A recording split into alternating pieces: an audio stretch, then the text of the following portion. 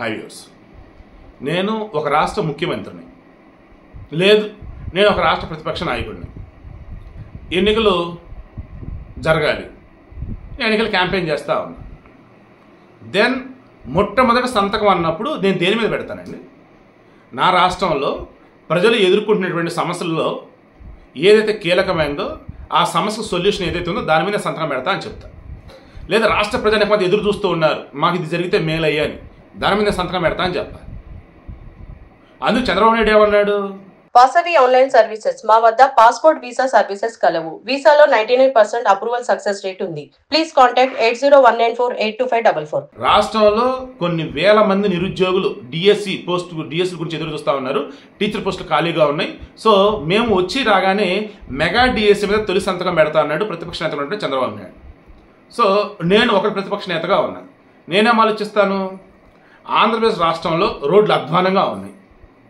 Then ఒకటే మాట, ఇమీడియట్గా ఇన్ఫ్రాస్ట్రక్చర్ డెవలప్మెంట్ గురించి R&B డిపార్ట్మెంట్కి రోడ్లకు సంబంధించి జిల్లా స్థాయిలో కానీ, మండల స్థాయిలో కానీ, పంచాయతీలు కానీ, జిల్లా పరిషత్ కానీ, రాష్ట్ర స్థాయిలో కానీ రోడ్లు ఏవైతున్నాయి ఆగా మేఘాల మీద రోడ్లు వేసే విధంగా ఆ తొలి ఫైల్ మీద నేను సంతకం పెడతానని చెప్పేసి అన్నాను. చంద్రబాబు నాయుడు అనే వ్యక్తి ఏమో నిరుద్యోగం చూస్తున్నాడు, మెగా డిఎస్సికి తొలి సంతకం అన్నాడు. శివప్రసాద్ నేనేమో రోడ్లు అధ్వానంగా ఉన్నాయి, సో రేపు నా అధికారంలోకి వస్తే ముందు ఇమీడియట్గా రోడ్లు వేసేదానికి నేను సంతకం పెడతా అన్నాను. ఆంధ్రప్రదేశ్లో మెగా డిఎస్సి ఎదురు చూస్తున్నటువంటి కొన్ని లక్షల మంది ఉన్నారు. 5 ఏళ్లలో ఒక్క డిఎస్సి లేదు.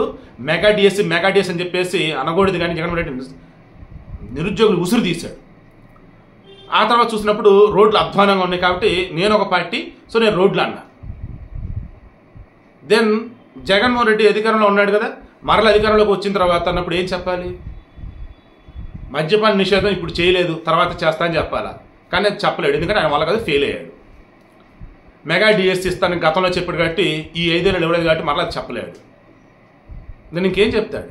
రోడ్లు కొన్ని అది చెప్పొచ్చు, ప్రాజెక్టులు కంప్లీషన్ అవ్వాల్సినవి అవుతున్నాయి కొన్ని అవి చెప్పొచ్చు, ఏదైనా అడ్డదడ్డ కూడా పనులు ఏమైనా ఉంటే అవి తీసేస్తాను అది చెప్పొచ్చు, రాజధాని అద్భుతంగా డెవలప్ చేస్తా కడతా అన్నవేళ అది చెప్పొచ్చు.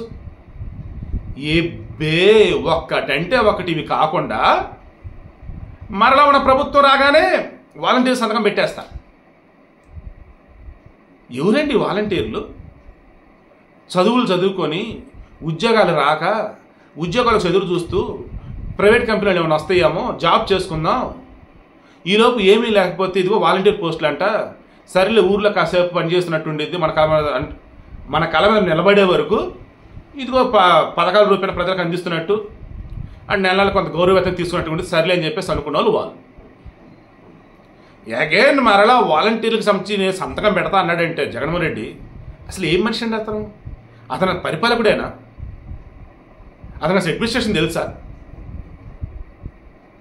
ఇదిగో బటన్ నొక్కే డబ్బులు ఇచ్చా ఇది తప్ప ఇదిగో నేను పలాంత అభివృద్ధి చేసాను చెప్పగలిగాడు 5 సంవత్సరాల్లో? ఇప్పుడు కూడా మరలా అతను అన్నది ఏంటి?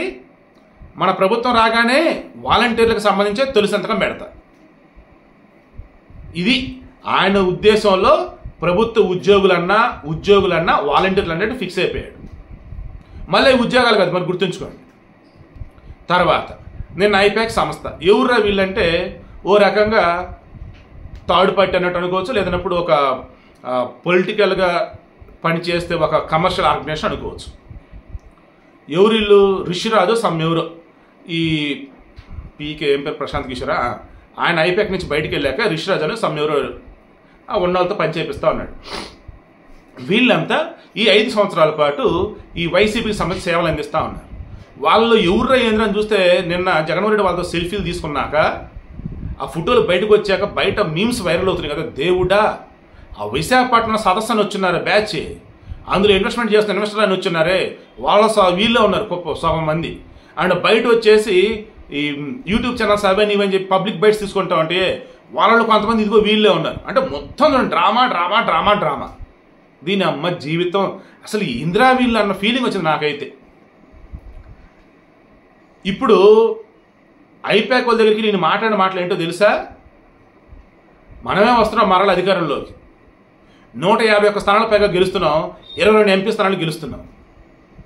ఇప్పుడు నేను ఒక పార్టీ నాయకుడిని అండి, నా పార్టీకి ఓట్లు ఎలా పడతాయి? నా పార్టీ కార్యకర్తలు ప్రజలు అంత కలగలిపి ఓట్లు వేస్తారు. అప్పుడు నేనేం చేయాలి?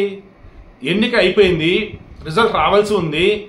అప్పుడు నా పార్టీ కార్యకర్త ఉత్సాహం నింపడానికి, లేదా నా పార్టీ ఎమ్మెల్యేలు ఉత్సాహం నింపడానికి ఒక మీటింగ్ లాంటిది పెట్టో, లేదన్నప్పుడు ఒక డైరెక్ట్గా లైవ్ లాంటిది పెట్టి అందరిని ఉద్దేశించి, మీరు చాలా కష్టపడి పనిచేశారు, కౌంటింగ్ కోసం మనం అంతా వెయిట్ చేస్తున్నాం, బట్ నేను ముందే చెప్తున్నా రాబోయేది మన ప్రభుత్వమే, 151 స్థానాల పైగా మనం గెలుస్తాం ఎమ్మెల్యేలు, ఇటు 22 పైకి స్థానాల్లో ఎంపీలకు గెలుస్తాం.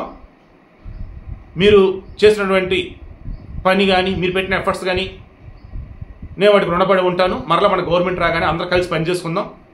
ఇది కదా వాళ్ళకి చెప్పాలి. కార్యకర్తలకు, సామాన్య ఓటు వేసిన ప్రజలకు వీళ్ళకంతా చెప్పాలి. ఇల్లు అయిపోయేకలకు చెప్తున్నాడు ఈ మనిషి. దాంతో పిచ్చెక్కిపోయింది వైసీపీలకు. అయితే ఏందన్నా ఇది? 5 ఏళ్ళు అధికారంలో ఉన్నా కానీ రోడ్లు వేయాలన్నా అయిపోయేకలు చెప్పాలి, ఏదైనా ఒక పథకాలకు సంబంధించి ఏదైనా అడుగు ముందుకెళ్ళని అయిపోయేకల్లో చెప్పాలి, అరే అక్కడ టికెట్ ఎవడికన్నా ఎవడికి ఇవ్వాలి ఏంటంటే అయిపోయేకల్లో చెప్పాలి. ఏంది ఇది? పార్టీ జెండాలు మోసేది మేమా? నీ సభకు జనాలు పట్టకో రావాల్సింది మేమా? ఎన్నికల్లో పోటీ చేసి హడావుడి చేసి మిగతా ఏది సరే మొత్తం మా జేబుల నుంచి మా ఇదా? చివరికి నువ్వు వెళ్ళి థ్యాంక్స్ చెప్పేది, హడావుడి చేసేది మొత్తం అయిపోయేకల దగ్గర. ఏంది అసలు ఇది? నీకు ఉద్యోగులు అంటేనేమో వాలంటీర్లా, ఇప్పుడు వచ్చేసి కార్యకర్తలు లేదా ఓటర్లు అంటేనో అయిపోయాక వల్ల. ఏంది అసలు ఇది? నువ్వు చేస్తే కరెక్టేనని చెప్పేసి వైసీపీలో జుట్టు బీక్కుంటా ఉన్నా. సోషల్ మీడియా అంతా ఇదే రచ్చ నిన్నటి నుంచి కూడా. అసలు జగన్మోహన్ రెడ్డి అసలు ఏం చేస్తాడో అతను తెలుస్తుందా? అతని పరిపాలన అంటే ఏంటో తెలియదు. కనీసం ఒక మనిషిగా కొంచెం బుర్ర ఉపయోగించి ఎప్పుడు ఎవరితో ఎలా మాట్లాడాలో ఆయనకు తెలుస్తుందా? అరే మొన్న ఈ సోషల్ మీడియాకి ఇంటర్వ్యూస్ ఇచ్చినప్పుడు కానీ, మన లోకల్ మీడియా టీవీ వాళ్ళకి ఇంటర్వ్యూలు ఇచ్చినప్పుడు కానీ వాళ్ళు అడిగిన ప్రశ్నకి ఏం చెప్పే అసలు పొంతనే లేదు. ఫోన్ ఉందా అంటే ఫోన్ లేదంటాడు, నెంబర్ ఉందా అంటే ఫోన్ లేనప్పుడు నెంబర్ ఎక్కడి నుంచి వచ్చిందని చెప్పకుండా నెంబరా గుర్తు లేదనో లేదా నాకు తెలియదనో అసలు చెప్పడం అసలు ఎక్కడ పొంతనే లేకుండా పోయే. అదేమంటే చేయూత అంటేనట చేపలు పట్టి వాళ్ళు పట్టుకెళ్ళట చేయి చూపి భలే ఉందబ్బా అసలు. అదైతే చెయ్యి పట్టి తీసుకెళ్ళి చేపలు పట్టడం నేర్పడమే చేయూతట. చెన్నై ఎందుకైందట? పోర్టు ఉంది కాబట్టి అట. ముంబై ఎందుకైంది? ముంబై అట పోర్టు ఉంది కాబట్టి అట. దాంతో ఈ గట్టి వేసుకున్నారు. రాజుకు మండింది అందుకే రాజమండ్రి అయింది, కాకి గట్టిగా నడ్డింది అందుకే కాకినాడ అయింది అని. అసలు ఎంత దారుణం అంటే ట్రోలింగ్ అనగానే గుర్తొచ్చేది జగన్మోహన్ రెడ్డి అనే ఫీలింగ్ వచ్చింది. చివరికి అవినాష్ రెడ్డి విషయంలో కూడా చిన్నపిల్లడు అది ఇది అంటూ ఉంటే, చిన్నపిల్లడు అయితే ఎందుకు బయట నుంచో తీసుకెళ్లి స్కూల్లో జాయిన్ అని చెప్పి సునీత కౌంటర్ ఇచ్చింది. చాలా చెప్పుకుంటూ పోతే ఎన్నికలకు ముందు అడ్డదిడ్డంగా జగన్మోహన్ రెడ్డి పరుగు పోయింది ఆయన యొక్క వ్యవహార శైలి వల్ల. ఎన్నికయ్యాక ఆయన మాట్లాడినటువంటి మాటలు కావచ్చు, ఇల్లు కలిసిన విధానం కావచ్చు, అవి చూసి వైసీపీ సార్ ఆశ్చర్యపోతా ఉన్నారు. దీనికి తోడు వైసీపీ నుంచి మరి బెట్టింగ్లు ఖచ్చితంగా నేరం తప్పు, అలా ఎవరు చేయొద్దు. కానీ జగన్మోహన్ రెడ్డి మాటలు కావచ్చు మిగతా ఇదితో చూస్తే మన పార్టీ గెలిచి దేని మీద బెట్టింగ్ వేస్తాడని చెప్పి ఎంకరేజ్ చేస్తున్నట్టుగా. అదంటే బొత్స సత్యనారాయణ అంటాడు జూన్ 9న వైజాగ్లో ప్రమాణ స్వీకారం అంటాడు. ఎవరు? జగన్. ఈ బొత్స వచ్చేసి ఎప్పుడెప్పుడు వేరే పార్టీ మారదని ఉంటాడని చెప్పేసి ప్రశాంత్ కిషోర్ అంటాడు. సో ఫైనల్ నేను కన్క్లూడ్ చేస్తున్నాను కదా, మరలా చెప్తున్నా, స్టార్టింగ్ ఇప్పుడు చెప్పినా, జగన్మోహన్ రెడ్డి నిజంగా ఆమె షర్మిల అన్నట్టు ఆయన మానసిక స్థితి బాగాలేదో బాగుందో నాకు అర్థం కావట్లేదు. కానీ ఒక నాయకుడు వ్యవహరించే విధానం అయితే ఇది కాదు, ఒక చీఫ్ మినిస్టర్ వ్యవహరించే విధానం అయితే ఇది కాదు. ఒక చీఫ్ మినిస్టర్గా ఉన్నప్పుడు నేను మొట్టమొదటి సంతకం దేని మీద పెడతా అని చెప్పేసి అన్నప్పుడు ఆయన ఈ వాలంటీర్ల మీద సంతకాలే పెడతానన్న ఆ మాట ఉందే అని చెప్పి డైజెస్ట్ చేసుకోలేకపోతా ఉన్నా.